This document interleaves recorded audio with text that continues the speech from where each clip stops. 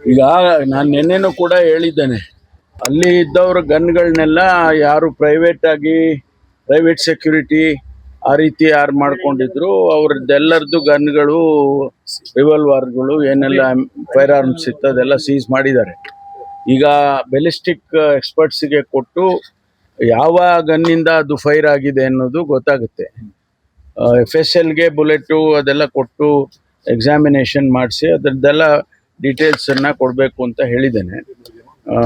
ಅದನ್ನು ಆ ಪ್ರೊಸೆಸ್ಸು ಮಾಡ್ತಾ ಇದ್ದಾರೆ.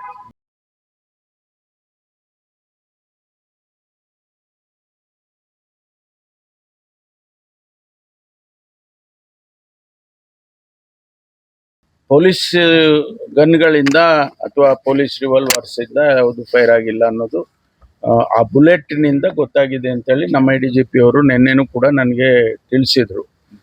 ನಮ್ಮ ಯಾವುದು ಗನ್ಗಳಿಂದ ಆಗಿಲ್ಲ ಅಂತ. ಸೊ ಅಲ್ಲಿಗೆ ಬೇರೆ ಪ್ರೈವೇಟ್ನವ್ರದ್ದು ಆಗಿದೆ ಅಂತ ಅನಿಸುತ್ತೆ.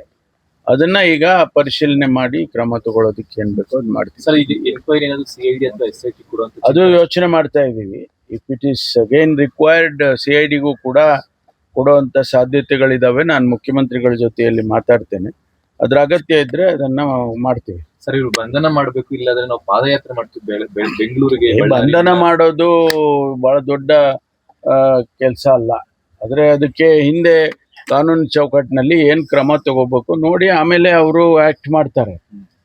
ಈಗ ಉದಾಹರಣೆಗೆ ಯಾರೋ ಪ್ರೈವೇಟ್ನವರು ಇಂದ ಫೈರ್ ಆಗಿದೆ ಅಂತ ಇಟ್ಕೊಳ್ಳಿ.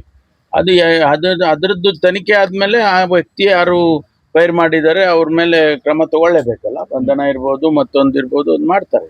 ಪ್ರೊಸೀಜರ್ಸ್ ಅವೆಲ್ಲ. ಪತ್ರ ಬರೆದಿದ್ದಾರೆ, ಜಡ್ಜ್ ಸೆಕ್ರೆಟರಿ ನನಗೇನು ಬಂದಿಲ್ಲ, ಇನ್ನು CM ಅವ್ರಿಗೂ ಬರೆದಿದ್ದಾರೆ. ನನಗೇನು ಇನ್ನೂ ಬಂದಿಲ್ಲ. ಬಂದ ಮೇಲೆ ಅದಕ್ಕೇನು ಸೂಕ್ತವಾದ ಕ್ರಮ ತಗೋಬೇಕು ತಗೊಳ್ತೀವಿ. ಈಗಾಗಲೇ ಅವರು ಕಂಪ್ಲೇಂಟ್ ಕೊಟ್ಟಿದ್ದಾರೆ. ಆಮೇಲೆ ಈಗ MLA ಅವರು ಕೂಡ ಅವ್ರ ಕಡೆಯಿಂದನೂ ಕೊಟ್ಟಿದ್ದಾರೆ. ಸೊ ಎರಡನ್ನೂ ಕೂಡ ತಗೊಂಡು ಪರಿಶೀಲನೆ ಮಾಡ್ತಿದ್ದಾರೆ. ಅವರು ಇನ್ವೆಸ್ಟಿಗೇಷನ್ ಮಾಡ್ಬೇಕಲ್ಲ. ಸರ್, ಬಂದೂಕು ಮತ್ತು ಪೆಟ್ರೋಲ್ ಬಾಂಬ್ ಬಳಕೆ ಮಾಡಿ ಹತ್ಯೆಗೆ ಯತ್ನ ಮಾಡ್ತಿದ್ದಾರೆ. ಕಾನೂನು ಸುವ್ಯವಸ್ಥೆ ವೈಫಲ್ಯ ಆಗಿದೆ ಅಂತ. ಅದನ್ನೆಲ್ಲ ತನಿಖೆ ಆದ್ಮೇಲೆ ಅದೆಲ್ಲ ಗೊತ್ತಾಗುತ್ತೆ.